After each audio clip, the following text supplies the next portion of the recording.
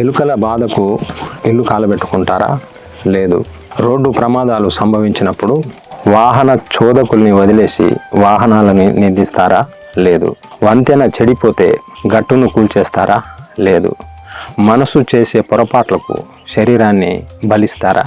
తప్పు ఒకరిదైతే వేరొకరిని శిక్షిస్తారా? మనసు అనేది మనిషిని నడిపించే చోదక శక్తి, అంటే డ్రైవర్ లాంటిది. శరీరానికి ఆత్మ చైతన్యానికి మధ్యన వారధిలా ఉండేదే మనసు.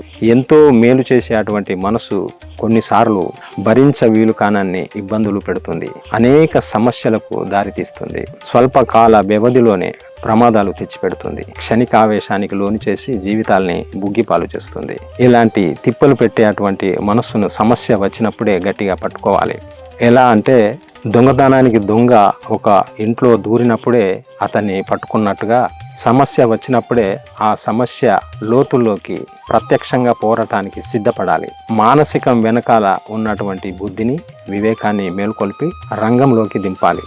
పరిశుభ్రంగా లేనటువంటి పాత్రలో వండిన వంటలు అనారోగ్యాన్ని తెచ్చిపెడతాయి. అట్లాగే మనసు మంచిగా లేనప్పుడు చేసే అటువంటి ఆలోచనలు కూడా జీవన రథాన్ని పక్కదారి పట్టిస్తాయి. అందుచేత భాండ శుద్ధి చేసినట్లుగా మనసుని కూడా కడగాలి. ఆ పని ధ్యాన సాధన వల్ల సాధికారికంగా జరుగుతుంది. ధ్యానం వల్ల మనసు పెద్ద మొత్తంలో సున్నితత్వం పొందుతుంది. ఒక మహావృక్షం బలీయమైనది కావచ్చు, దృఢంగా ఉండవచ్చు, కానీ అది పెను తుఫానుకు కుప్పకూలిపోతుంది. కానీ చిన్ని మొక్క లేతగా ఉంటుంది, సున్నితంగా ఉంటుంది. అది ప్రకృతి విపత్తులకు కింద పడిపోతుంది, మళ్ళీ లేచి నిలబడుతుంది. ఎందుకంటే అది చిన్న పిల్లగాలికి స్పందిస్తుంది, పెను తుఫానుకు కూడా స్పందిస్తుంది. ప్రతిదానికి స్పందించే అటువంటి ఫ్లెక్సిబిలిటీ, ఆ సున్నితత్వం వల్ల అది జరుగుతుంది.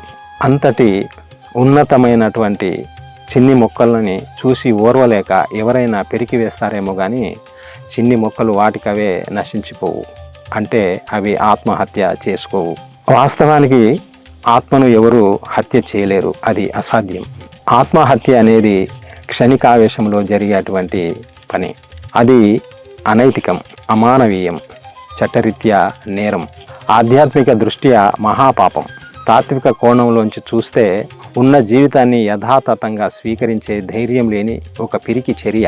ఆత్మహత్య అనేది వ్యవస్థ మీద, విధి మీద, తనపై తన మీద కసి తీర్చుకునే అటువంటి ఒక అనాలోచితమైన అనాగరిక ప్రక్రియ. ఒక రోజుకు రాత్రింబవళ్ళు ఉన్నట్టుగా మానవ జీవితానికి సుఖదుఖాలు ఉంటాయి. ప్రకృతి చీకటి వెలుగుల్ని సమానంగా స్వీకరిస్తుంది. పంచభూతాత్మకమైనటువంటి అదే ప్రకృతిలోంచి వచ్చిన మనిషి మాత్రం సౌఖ్యం కావాలంటాడు, బాధను వద్దంటాడు. సౌఖ్యం కావాలనుకోవడము, బాధ వద్దనుకోవడము రెండూ కూడా కోరికలే. ఆ కోరికలే దుఃఖానికి మూలమని అంటాడు గౌతమ బుద్ధుడు. ఆ మహనీయుడు చెప్పిన మాటలోని విస్తృతమైనటువంటి లోతైనటువంటి అర్థాన్ని అవగాహన చేసుకొని జీవితాన్ని ముందుకు నడిపించాలే కానీ కోరికలు లక్ష్యాలు లేకుండా నిస్సారంగా జీవితం గడిపేయడం సరి అయింది కాదు. సంకల్పాలు, కోరికలు అనేటివి కార్యోన్ముఖుల్ని చేసేటువంటి ఉత్ప్రేరకాలు లాంటివి. ఒక పనిని భక్తి ప్రపత్తులతో, ఎంతో ప్రేమతో, ఎరుకతో చేసినప్పుడు ప్రతి ఒక్క కార్యం ప్రార్థన అవుతుంది. వయసుతో పాటు వచ్చే జ్ఞానం వల్ల పనే దైవము అనే ఒక భావన కలుగుతుంది. పని వల్ల శరీరము శ్రమిస్తుంది, మనసు కూడా పరధ్యానంలో చిక్కుకోక ధ్యానాత్మకంగా నిలుస్తుంది.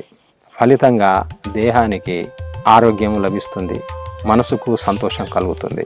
అప్పుడు అంటే ఆనందంగా ఉన్నటువంటి మనిషి ఇక ఆత్మహత్యకు పూనుకుంటాడా? లేదు. జీవితం పట్ల అపారమైనటువంటి ప్రేమను కలిగి ఉంటాడు.